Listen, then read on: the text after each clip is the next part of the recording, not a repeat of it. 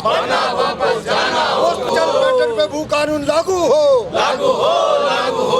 जिंदाबाद, जिंदाबाद। डॉक्टर प्रदीप जोशी जिंदाबाद, जिंदाबाद, जिंदाबाद। लोकायुक्त नियुक्त करो, नियुक्त करो, नियुक्त करो। नमस्कार, मैं बालाजी गुप्ता HD न्यूज़ से अपने कैमरा पर्सन मनोज चौधरी के साथ इस वक्त हम लोग गांधी पार्क में हैं और आप देख सकते हैं कि मेरे पीछे जो आज कांग्रेस जिन्होंने एक दिन का सांकेतिक धरना रखा है और जो विधानसभा भर्ती को लेकर UPSC ट्रिपल भर्ती को लेकर और कई भूमि कानून को लेकर जो है धरना दिया है, इनसे पूछेंगे कि मांग क्या है और सांकेतिक धरना कितने दिन चलने वाला है, इस विषय पर चर्चा करेंगे। तो लीजिए, हमारे साथ कांग्रेस के वरिष्ठ नेता प्रदीप जोशी जी जुड़ गए हैं, उनसे जानेंगे कि आज जो सांकेतिक धरना दिया है किन मांगों को लेकर रखा गया है कांग्रेस जिन्होंने और कितने दिन तक धरना चलने वाला है। तो सर, जो आज ये सांकेतिक धरना है, ये किन मांगों को लेकर रखा गया है?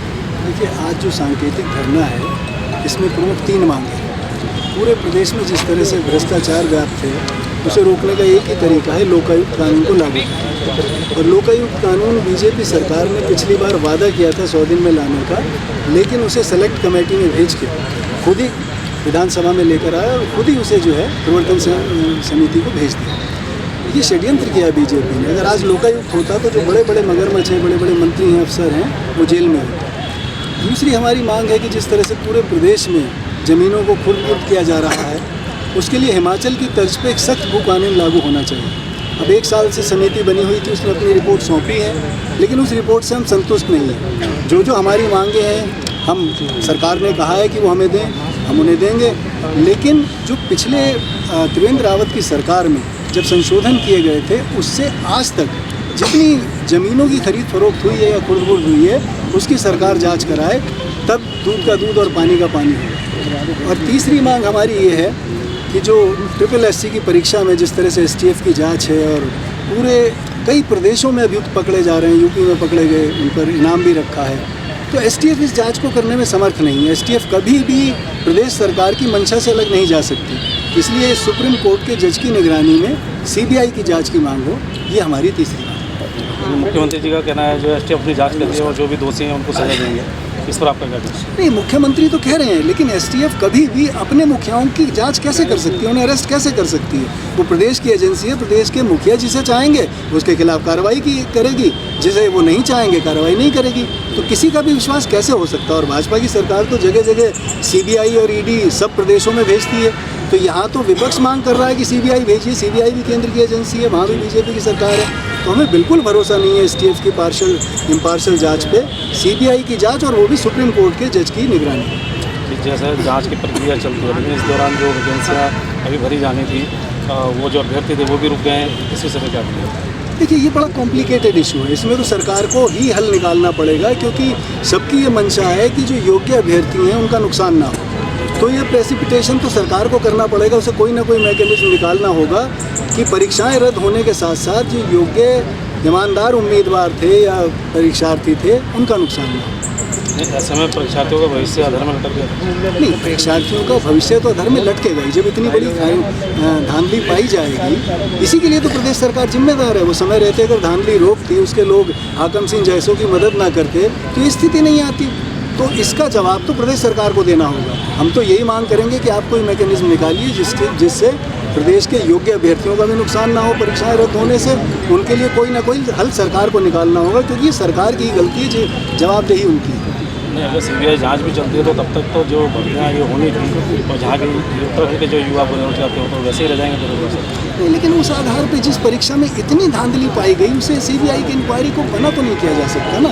ये तो नहीं कहा जा सकता कि कुछ लोग जो उनकी तरफ पिस रहे हैं, ईमानदार लोग पिसेंगे, उनकी वजह से इतना बड़ा सिस्टम की जो खामी उजागर हुई है, जिसमें खरीद फरोख्त उजागर हुई है, उसकी जांच ना हो। इस जांच को तो नहीं रोका जा सकता ना। जांच तो निष्पक्ष करनी ही पड़ेगी, क्योंकि धांधली सारी पता चल गई है। अब दूध का दूध और पानी का पानी है, कोई ये कहने की बात नहीं है कि पेपर बिके थे या नहीं बिके थे, वो सबके सामने है। और विधानसभा की नियुक्तियों में तो बिल्कुल ये एक अलग ही चीज़ हो गई, जहाँ विधानसभा अध्यक्ष ये कह रहे हैं कि साहब मुझे गैर कानूनी काम करने का संवैधानिक अधिकार है, मैंने संवैधानिक अधिकार से किया, और उन्होंने इस तरह की नियुक्ति कर दी, सारे अपने रिश्तेदार या पैसे लेकर बैठिए। उसमें क्या जवाब है? तो आपको क्या लगता है सरकार CBI जांच उठाएगी? देखिए, जन दबाव सारे लोग, जैसे युवा संगठन, छात्र संगठन मांग कर रहे हैं, तो हमारा भी प्रयास ये है कि हम लोग भी सबकी सामूहिक मांग में शामिल हैं। उत्तराखंड का एक सामूहिक इशू है, बियॉन्ड पार्टी लाइन से आगे, और सरकारें जो हैं वो जन दबाव में काम करती हैं। जब सरकार को ये लगेगा कि जन आक्रोश बहुत ज़्यादा है और जवाबदेही उनसे नहीं हो पाएगी तो निसंदेह सीबीआई की जांच की मांग होगी। नहीं सर, सीबीआई की जांच आक्रोश तो फिर बढ़ता जा रहा है। जैसे जैसे लोगों को पता लग रहा है कि नहीं उनके साथ एक तरह से विश्वासघात ही हुआ है, तो लोगों में जन आक्रोश भी बढ़ रहा है। ऐसे में जरूरत है कि उनको सही दिशा दी जाए।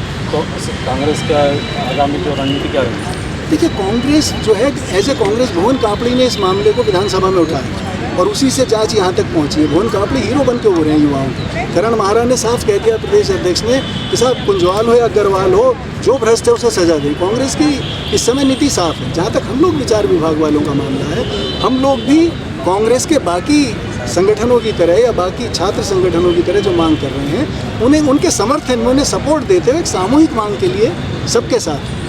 अब आगामी रणनीति क्या रहेगी सर? जैसे आज तो सांकेतिक धरना ठीक है, सरकार तक मैसेज चला जाएगा, आगे रणनीति क्या रहेगी? आगे रणनीति ये है कि सांकेतिक धरने के बाद फिर बड़े पैमाने पर हम लोग भी जुलूस निकालेंगे। उनके जुलूसों में तो शामिल होते ही हैं जो नौजवान निकालते हैं। ज़्यादातर कांग्रेस उनके जुलूसों में इसलिए आगे नहीं आना पसंद करती कि लोग कहेंगे कांग्रेस ही चला रहे हैं, क्योंकि कांग्रेस से बड़ा मुद्दा है, ये उत्तराखंड का मुद्दा है। लेकिन इस सांकेतिक धरने से सरकार पे मांग हमें अपनी पहुंचानी है, नहीं पहुंचाएगी तो और अगले चरण में और इंटेंसिफाई करेंगे। कांग्रेस पक्ष में भी है, इसलिए ऐसा आरोप करना है। नहीं, मैं पूरी कांग्रेस की तरफ से जवाब नहीं दे सकता, वो कांग्रेस के ऑफिशियल अध्यक्ष देंगे।